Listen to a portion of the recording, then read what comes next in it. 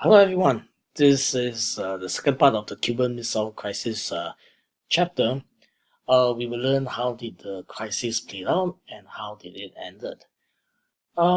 Before we talk about how it played out, I think it's good to visit why did the Soviets place missiles at Cuba.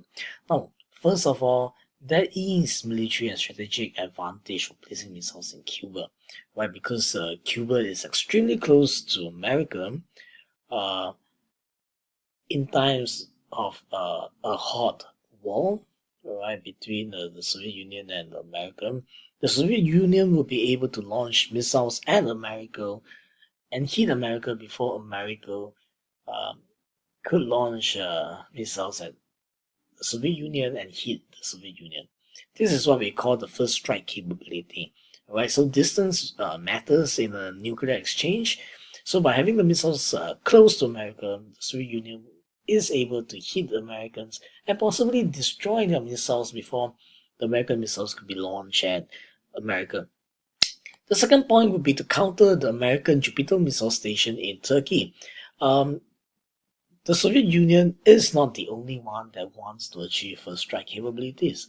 The Americans, to achieve that first strike capability, place missiles near in Turkey, which is beside the Soviet Union, so that it could hit the Soviet Union before the Soviet Union could hit America. All right, that was before the missiles are at Cuba. Okay, so the Soviet Union, to balance out this threat, all right, and to gain a slight advantage, would like to place missiles in Cuba. All right. The third would be to repel advancing U.S. forces. Right, think about Navy ships leaving America to the Soviet Union in times of war. Because the missiles in Cuba are near to American naval bases, they are able to hit American bases and their naval vessels, um, you know, that are sent to the Soviet Union in terms of war. Now, politically, there are advantages too, all right? Because uh, the missiles are in Cuba, which is a terrifying development to the Americans. Khrushchev wanted to use it as leverage, all right, to demand further concession regarding the status of West Berlin, which they want to integrate with the communist East Germany. The other reason is also because the successful defense of Cuba could boost Khrushchev's image among the communists, right? Recall the last part. Cuba is a ally of the Soviet Union, and the Soviet Union, like the Americans at this time, would like to expand its sphere of influence, would like to win friends and gain influence, to exert influence. It's very important that Khrushchev image or the Soviet Union's image is a positive one so that it can win confidence among its allies. So the successful defense of Cuba could bring that positive image. Lastly, it's very important to know that why did the Soviet Union place the missiles at Cuba? Because there's nothing wrong to place the missiles at Cuba. Right? Cuba wanted the missiles to be there. They agreed for the missiles to be there as they had earlier on sought protections from the Soviet Union. So why did the Soviet Union place missiles there? Because there's nothing wrong in doing so. They have all the legal rights to place the missiles there because Cuba allowed them to do so. Okay, so how did the Cuban Missile Crisis started? 14 October 1962. All right, very important date. Um, the U.S. Spy plane took photos of a site in Cuba, and after analysis, discovered the presence of nuclear missiles in Cuba. All right, Kennedy received the report on 16 October, and subsequent spy flights over Cuba resulted in the discovery of more missiles. Because of its secretive nature, the Soviet Union didn't announce the installment of the missiles in Cuba. The Americans speculated that the missiles are there for offensive purpose. Therefore, that makes the situation very tense. Nevertheless, when confronted, the Soviets insisted that it was for defensive purposes. Because the Americans believed that the Soviets placed the missiles there for offensive purposes, they felt that the threat is very real. right? So what went on in Kennedy's mind? There is 6 options. There are 6 options, right? And upon learning the 6 options, you will know that he doesn't really have a lot of good options available, right, for him to use. The first option, of course, is to do nothing, but doing nothing is not an option because they felt that the missiles are posing a real threat on America and something has to be done. Second option would to be it would to use diplomatic pressure and measures. That would be difficult because America has no diplomatic relations with the Castro government and had very weak diplomatic relations with the Soviet Union. So it's not as if they are talking to one another at very friendly terms. So the second option is not really an option as well. The third option of approaching Castro can't be done because Castro was deemed as an enemy by America, and America is deemed very unfavorably by Castro. It is near impossible to approach Castro and then talk things out. The fourth option would be to invade Cuba. That is not a very good option as well because by invading Cuba, and Cuba is a ally of the Soviet Union, that would be an act of war, and that may trigger the Soviet Union into a all-out hot war against America. Launching an airstrike on missile sites would definitely or would definitely be a sure way to trigger hot war because that would mean killing Soviet troops on the ground in Cuba, destroying Soviet property. That's not a development which Kennedy would like to risk. So the best or the least of the evil would be to impose naval blockade on Cuba to prevent the further build-up of missiles in Cuba. So Kennedy don't really have much of a choice, decided on a naval blockade and a demand that the Soviet Union remove the missiles. He announced it on TV to the public, and US forces were sent to check on all vessels heading towards Cuba to ensure they do not contain more weapons.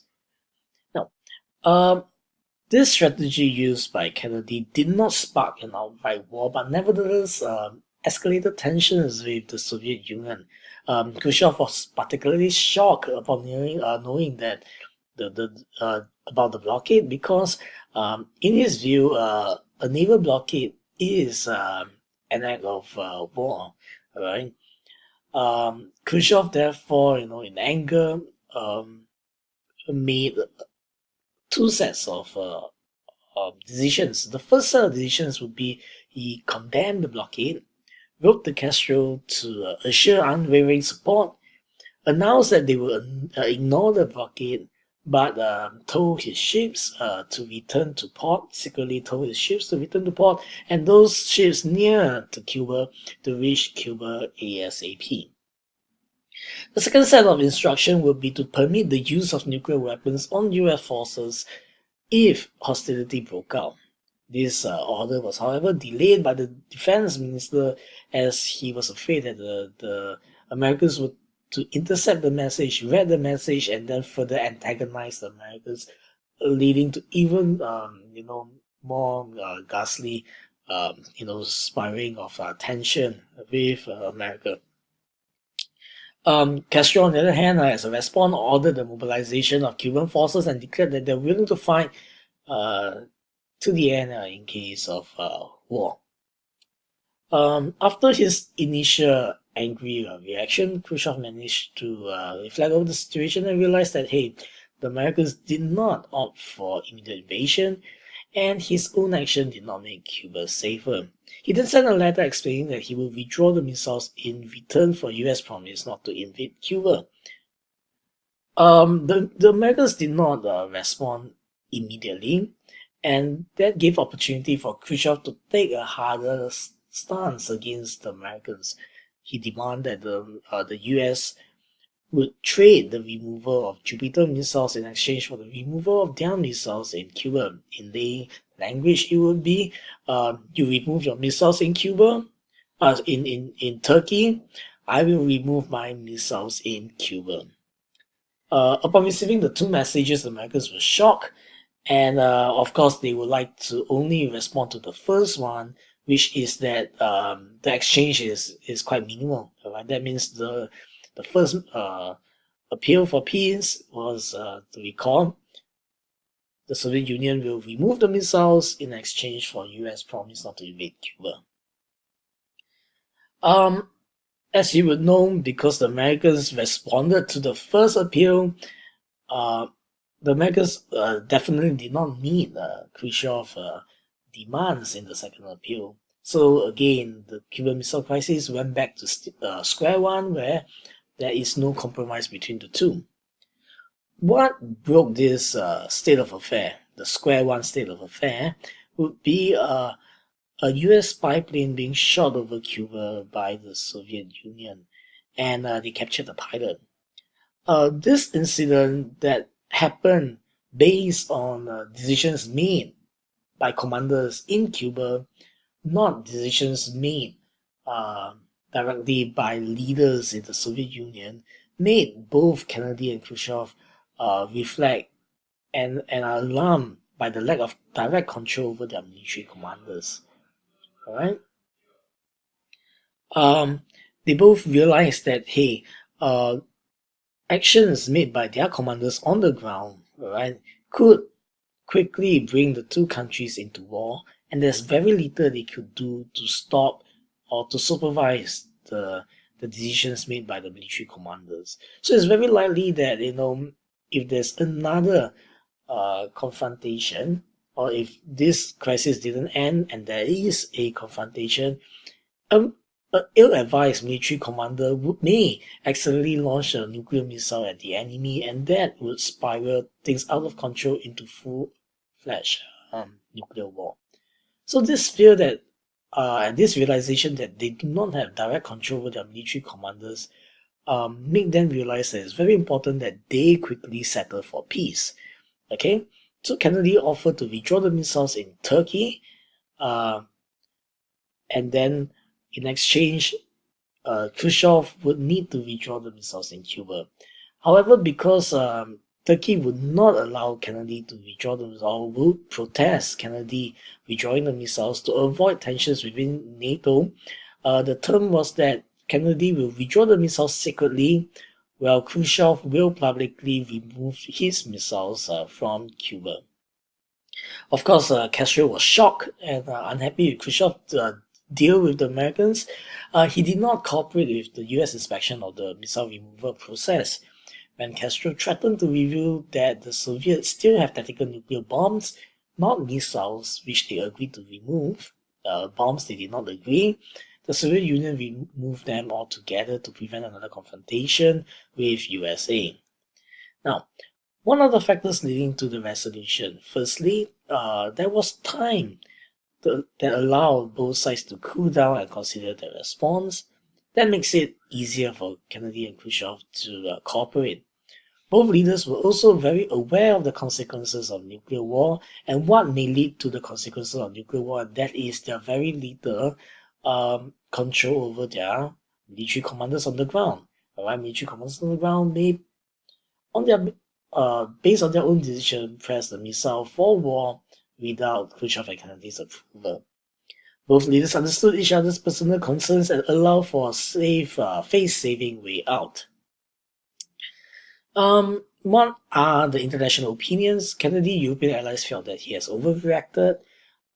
Basically, the Americans have missiles in Turkey, so why are they overreacting with when they know about Soviet missiles in Cuba? Khrushchev allies, however, was more determined to fight with America. That made Khrushchev even more aware of the consequence of war. Now, the aftermath is Kennedy was seen as a courageous leader who looked at Khrushchev straight in the eye and then resolved the conflict, did not back down from pressure. Some allies, however, saw the Americans as unreasonable. They have missiles in Turkey, so what's wrong with USSR missiles in Cuba? US, however, at the end have to accept that communist Cuba is at their backyard. They promise not to invade Cuba.